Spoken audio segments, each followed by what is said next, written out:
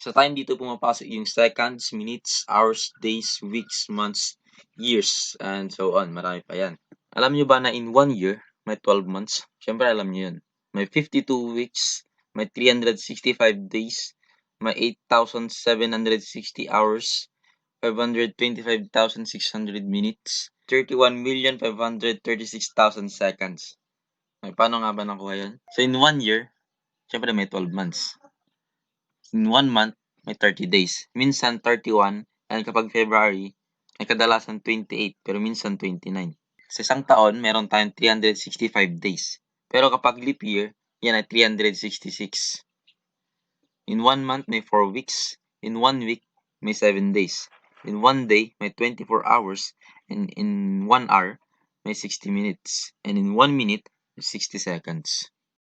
Let's have an example. For example, yung 5 minutes,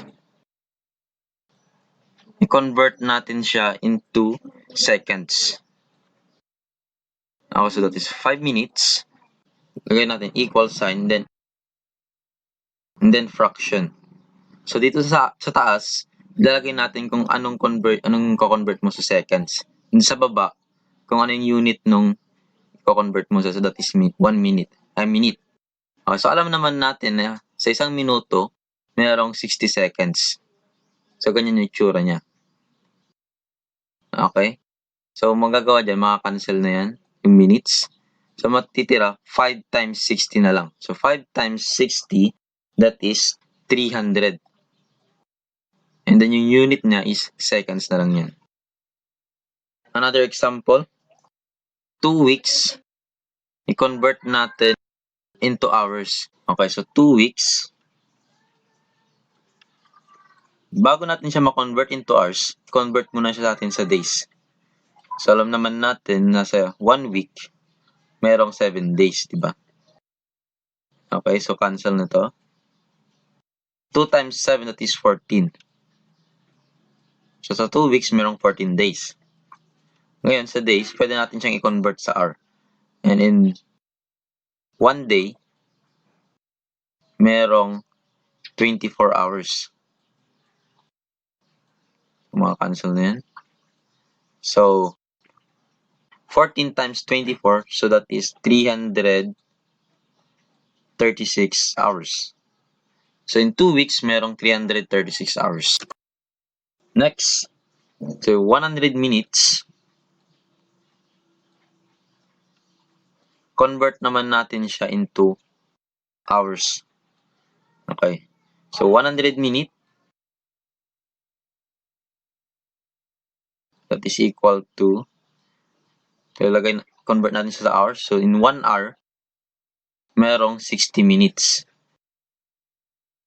Okay, so cancel na yun. Okay, so 100 times 1, that is 100.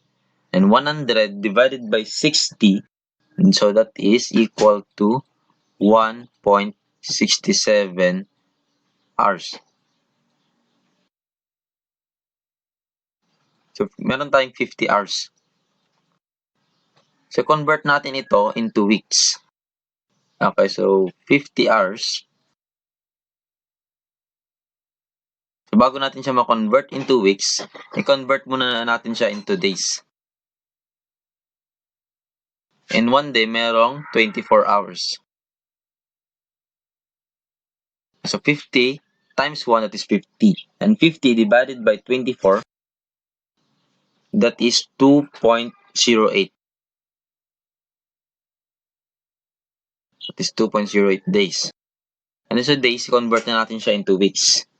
So that is equal to, so 1 week, merong 7 days. So cancel. 2.08 times 1, that is 2.08. Divided by 7, so that is 0.3.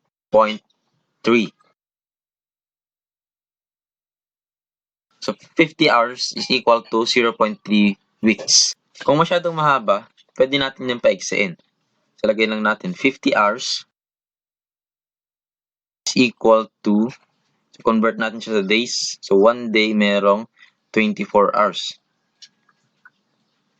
So yung days, i-convert mo na siya into weeks. So 1 week, meron tayong 7 days. So ganyan na lang siya. So maka-cancel na yan. Cancel, cancel, cancel. So ano na lang natira? So 50 times 1, 50 divided by 24, 2.08 times 1, 2.08 divided by 7, that is 0.3.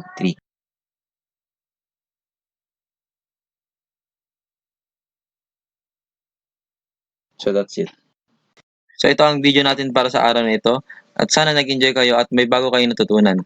At huwag kakalimutang mag-like, mag-share at mag-subscribe at pinutin na rin ang notification bell para updated kayo sa mga bagong video.